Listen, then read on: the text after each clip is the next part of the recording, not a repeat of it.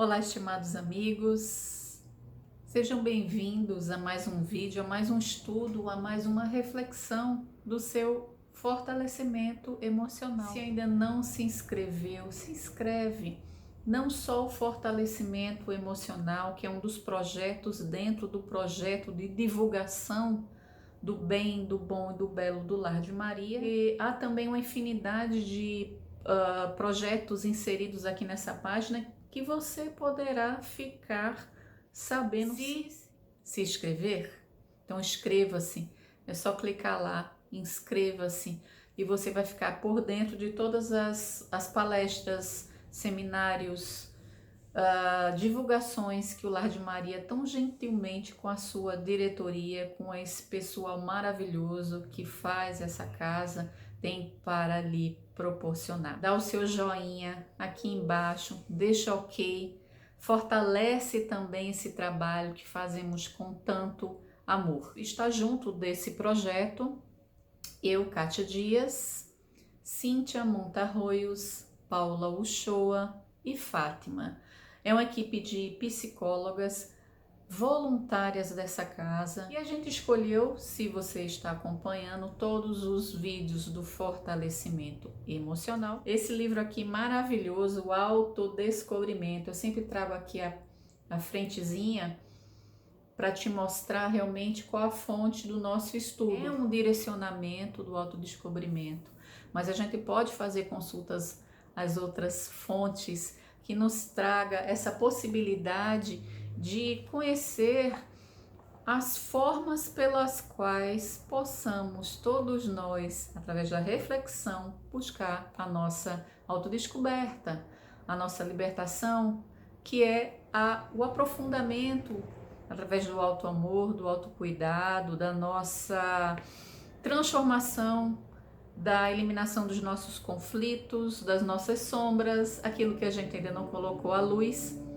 Claro que nada é fácil, a gente tem muitos desafios durante a nossa existência, mas a gente está aqui para te ajudar, para te dar esse fortalecimento, no mínimo refletindo.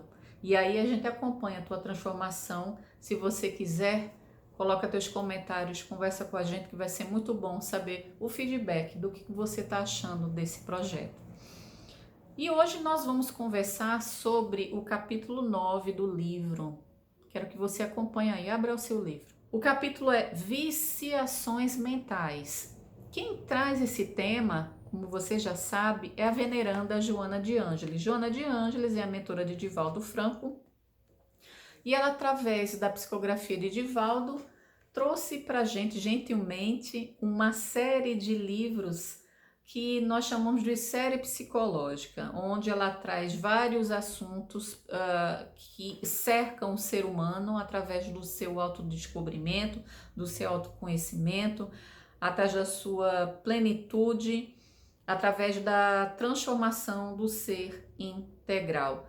E ela traz uma ponte com a doutrina espírita, juntando também vários conceitos da psicologia para transformar, para ampliar o nosso raciocínio. Não é excluir nenhuma ideia, é agregar. A visão é integralista. E nesse item de viciações mentais, ela vai falar sobre insatisfação, indiferença, pânico e medo da morte. E você? Como é que você se sente? Já sentiu insatisfação sobre você, sobre sua vida? Já sentiu indiferença sobre você, sobre a sua vida? E pânico? Já sentiu? Sente hoje? Como é que você lida, maneja com tudo isso? E o medo da morte, quem não tem? E como isso pode nos afetar? Ela chama de viciações mentais, nos deixar num ponto de repetição que nos tire a nossa paz, que nos conduza a conflitos e confrontos internos. Insatisfação. Antes da gente adentrar nesse sobrevoo importante, a veneranda coloca que é muito importante a nossa disposição para reprogramar a nossa mente. Ora, o que seja reprogramar?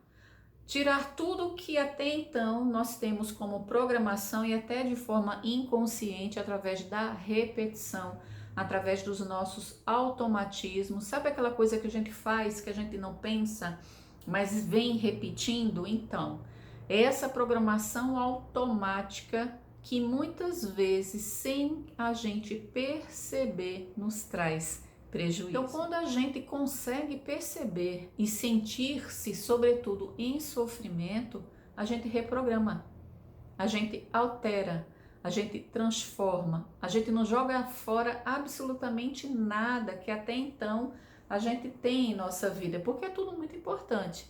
A gente transforma, a gente reprograma a nossa mente. E nesse automatismo a gente começa a criar as nossas viciações. A gente começa a se viciar, por exemplo, a tomar café 5 vezes ao dia. E seu organismo vai reclamar não do café, mas do excesso do café, trazendo o exemplo do café. Um arcabouço de repetições automáticas que vão aos poucos tomando domínio sobre a nossa vida e começa a nos tornarmos maquinárias de nós mesmos. A gente começa a transferir para o automático aquilo que deveria ser espontâneo, natural e prazeroso. E começa a criar dentro de nós o vício. E quando não é mais sustentado por nós, o que acontece? Nós fugimos. Começamos a fugir do café, por exemplo. A gente quer tomar café, mas não consegue se livrar do café. A gente não coloca nada no lugar do café, compreende? Quando, na verdade, o mais importante é substituir o hábito do café. Mas existem outros hábitos viciosos e até patológicos que acontecem na nossa existência que nós não estamos nos dando conta, como, por exemplo, a compulsão alimentar, a compulsão sexual, a compulsão pelo o cigarro, pelas drogas, a compulsão de todas as ordens que já se torna a patologia, ou seja, aquela doença que vai nos acompanhando. E isso começou devagarzinho, começou pequeno. Quando a gente vê, já está naquela falta de domínio. Então, o importante é a gente reprogramar. Kátia, como é que a gente reprograma? Vamos lá, a Veneranda ajuda a gente nesse processo. Primeira coisa, a insatisfação, meus queridos e minhas queridas, está muito ligado também ao nosso nível da autoestima. Como é que a gente se enxerga? Como é que a gente se vê? Ora, para eu cuidar melhor de mim, para eu tomar menos café, vamos trazer de novo o exemplo do café, eu preciso ver o quanto isso está machucando, violando o meu corpo. Então, eu preciso valorizar o meu corpo para ingerir melhor todos os alimentos que estão vindo para o meu corpo. Então, ela traz a conceituação da autoimagem. Como é que você está se vendo agora, minha querida? Como é que você está se vendo agora, meu querido? Como é que você enxerga o seu corpo? Como é que você enxerga a tua respiração? Como é que você sente a tua respiração? Quando você bota uma roupa, como é que você se vê? Começa a fazer essa imersão. Isso é imersão. É a necessidade de se melhorar a cada dia. Não é tarde. Eu tenho certeza, se você começar a fazer isso agora, você vai perceber que não é tarde se olhar. Não importa se você tem 20 anos, 50 anos, 60, 80, enfim, a idade que você for, qualquer classe social, qualquer templo religioso, isso não importa, a gente está falando do homem integral. E o homem integral não existe esse tempo digital, o tempo é analógico. Ou melhor, o tempo é agora. O segundo passo, ela traz como um avanço. Ora, é um avanço, mas é uma forma progressiva de acontecer. Ou seja, se você consegue constituir, trazer para você uma nova autoimagem, ou seja, se você consegue te olhar diferente, você começa a desenvolver o que ela chama de estímulos para avançar, compreende? Cada descoberta, cada mudança que você observar em você, você vai produzir mais estímulos. E tendo mais estímulos, olha que interessante, você começa a ter mais paciência com você, mais tolerância tolerância que você não está tendo. Ora, tolerância é a filha da insatisfação. Ela traz também um conceito da psicologia da religião para que você consiga olhar para dentro de si e buscar a tua fé. Olha que interessante. A sua fé, a sua dedicação ao sagrado, aos seus interesses espirituais, suas buscas, suas fugas, tudo isso faz parte da psicologia da religião. Ou seja, como é que você funciona dentro do seu sagrado, dentro da sua espiritualidade? Que movimentos você está fazendo para trazer a energia para a sua vida? E a gente começa a sair da teoria e ir para a prática. Ora, o que eu estou fazendo? Eu posso acordar mais cedo? Eu posso tomar sol? O que te chama mais atenção? O campo ou a praia? A praia. Você gosta de colocar o pé na areia? Gosto. Quanto tempo faz que você não coloca o pé na areia? Nossa, faz muito, muito tempo. Então acorda mais cedo, aquece teu coração, deixa o sol te banhar durante a manhã, dourar o seu corpo, para que você mude essa sua insatisfação de si mesmo, transformar numa força que vai te impulsionar ao teu bem-estar. Vamos falar agora da indiferença.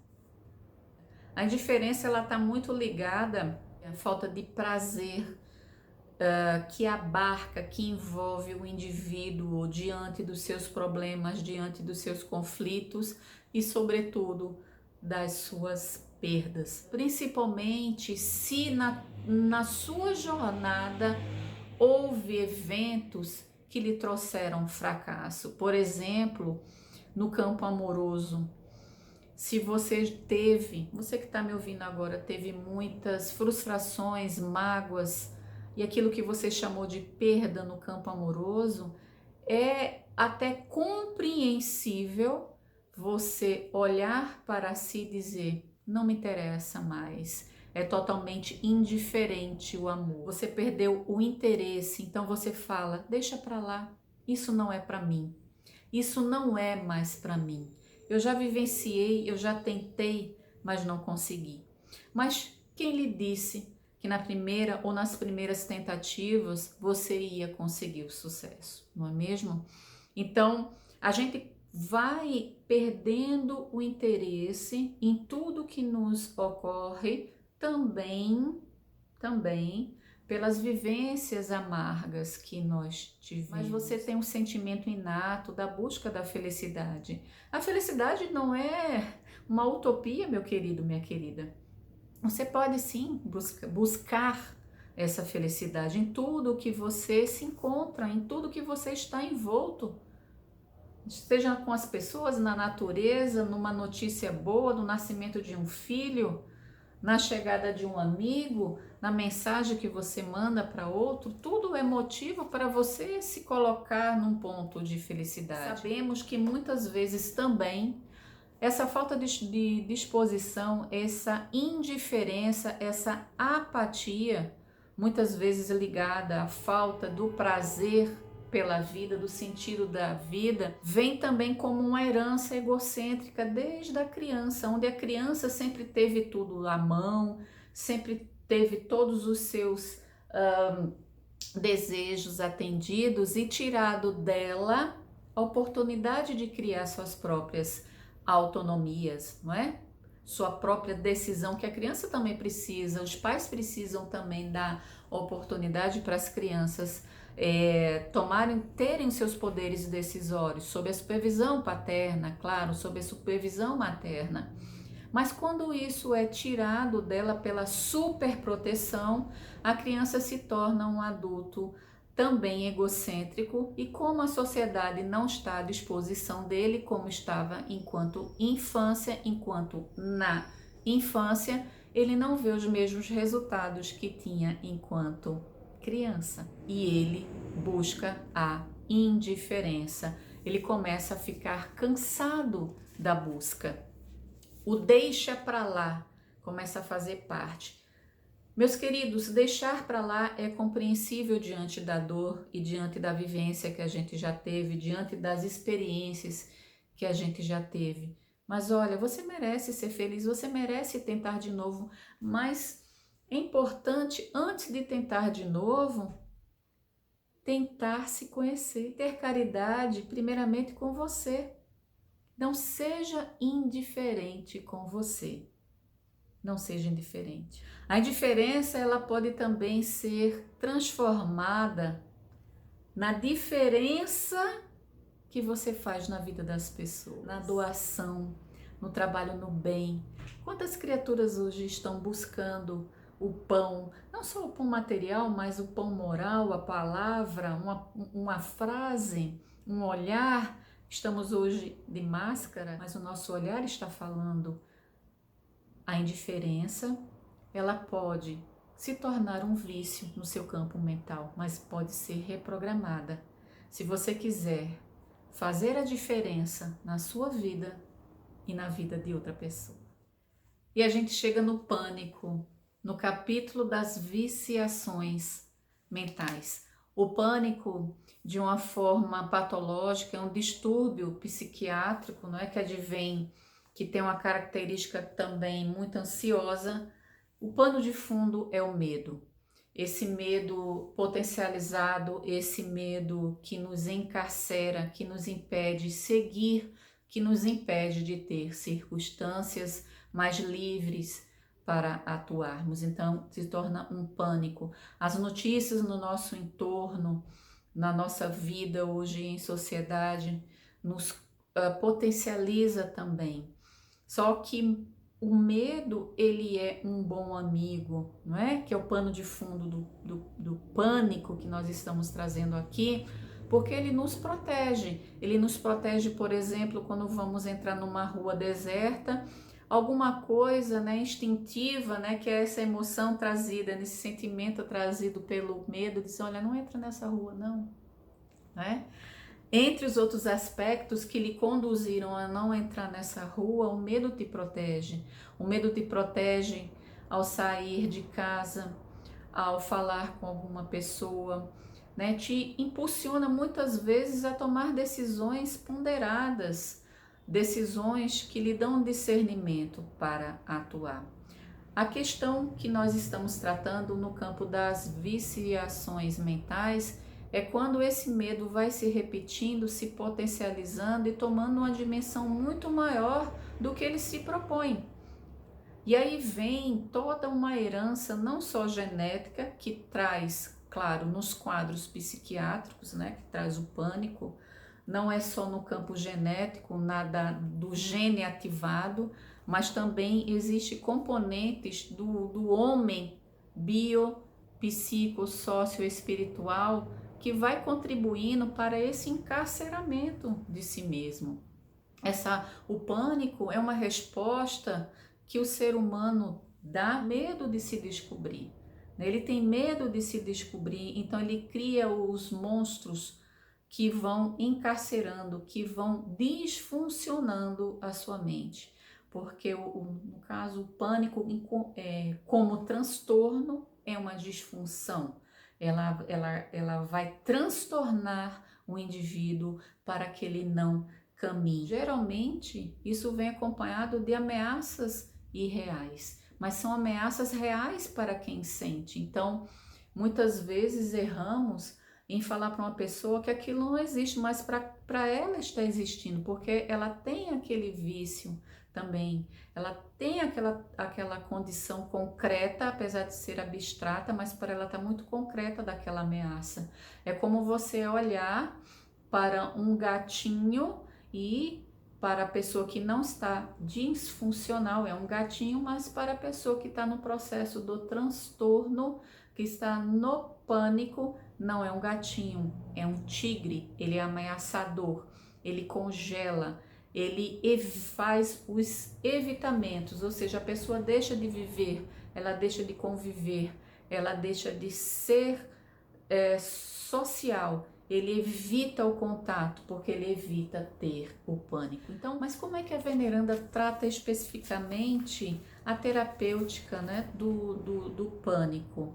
Ela traz o processo como um processo, como todos os processos que estamos aqui discutindo com vocês. A imersão no eu profundo, a busca das causas psicoespirituais de tudo isso que está lhe acontecendo, mas tem que ser de uma forma muito honesta, muito prática e honesta. Sem a coragem, a gente não consegue realizar grandes transformações em nossa vida. Tendo coragem de se enxergar, de aprofundar nesse eu profundo. A proposta da senhora Joana e a nossa proposta da psicologia profunda é esse mergulho. O autoconhecimento, ele tem 3 etapas que nós consideramos aqui muito importantes para esse processo. Primeiro, comece a conversar com você para descobrir as suas reais necessidades. Qual é a tua real necessidade hoje? Pode ser que você não saiba responder agora, mas fica com essa pergunta. A segunda etapa, que vem logo na sequência, quando você descobre pelo menos uma necessidade, é como você vai fazer para atender essa necessidade. A terceira etapa é sentir os benefícios da necessidade atendida.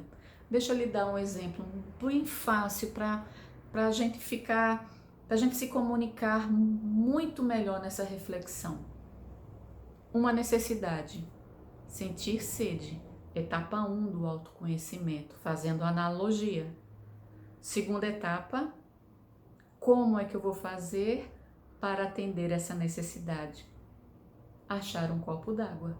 Benefícios, saciei a minha sede. Como é que, Kátia, eu vou, na minha necessidade, que eu agora acabei de descobrir te ouvindo, eu vou ter a garantia que eu vou reconhecer os benefícios, tentando, minha querida. Não há como termos antecipadamente, a não ser que, de repente, você for movida pelo seu sabotador interno, responder algo que ainda não aconteceu. Compreende? A gente funciona assim, faz parte da viciação mental. Por isso, da necessidade da reprogramação, eu estou convidando você, através dessas etapas do autoconhecimento, a reprogramar a sua mente, conhecendo suas necessidades, buscando como e te dando a oportunidade de sentir os benefícios.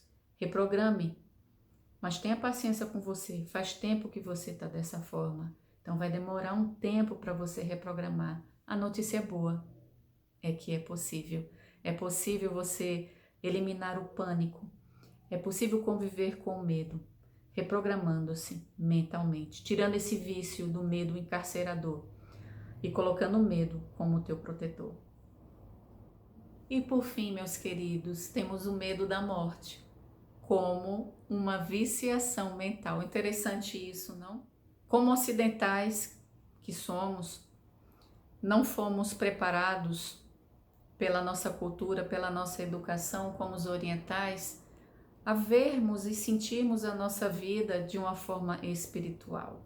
Ou seja, estamos aqui de passagem, de forma transitória, que ocupamos outros planetas e que vamos ocupar outros planetas.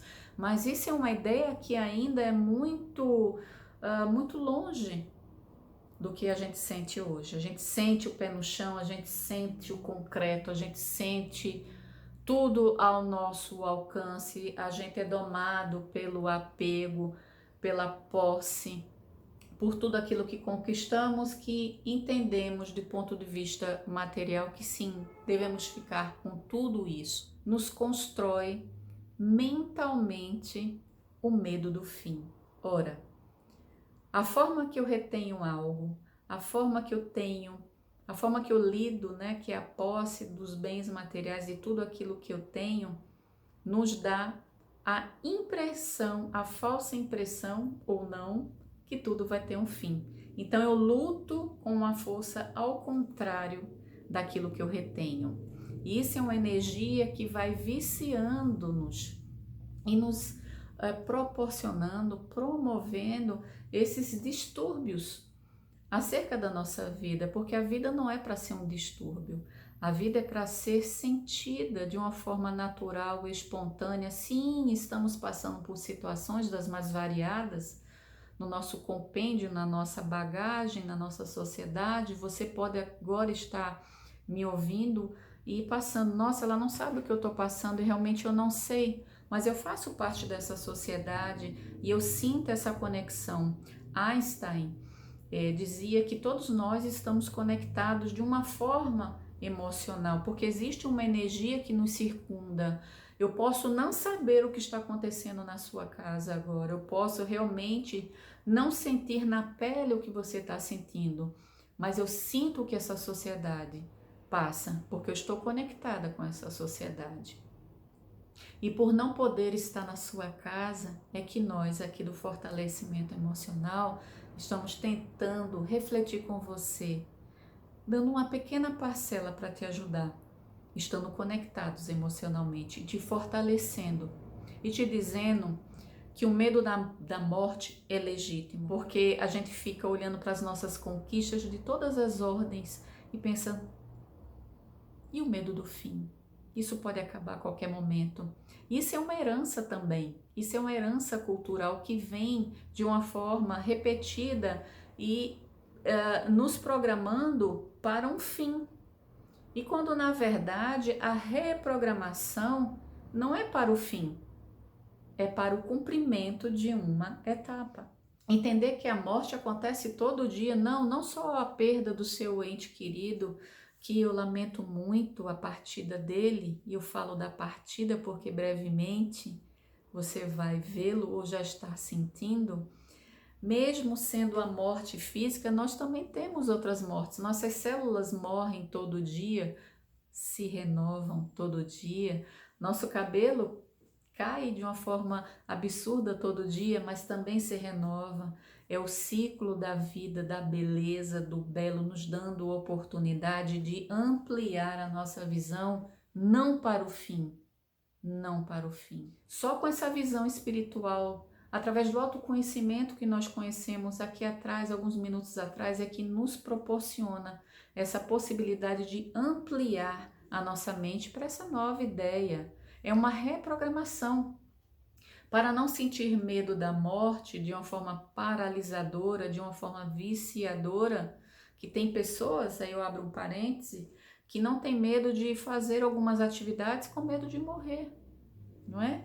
Que se paralisam, aí vem o vício patológico, não é? O medo de atravessar uma rua, de sair de casa, mesmo com máscara na pandemia. Você está aqui comigo até agora, em 2021, quase um ano e 4 meses, 5 meses. Se você está assistindo agora, atualizado esse vídeo, você está aqui agora, não é à toa. Eu acredito no propósito da gente estar aqui hoje. Não é o fim, é a transformação, é algo melhor, é para sermos felizes, mesmo com tudo isso que estamos enxergando.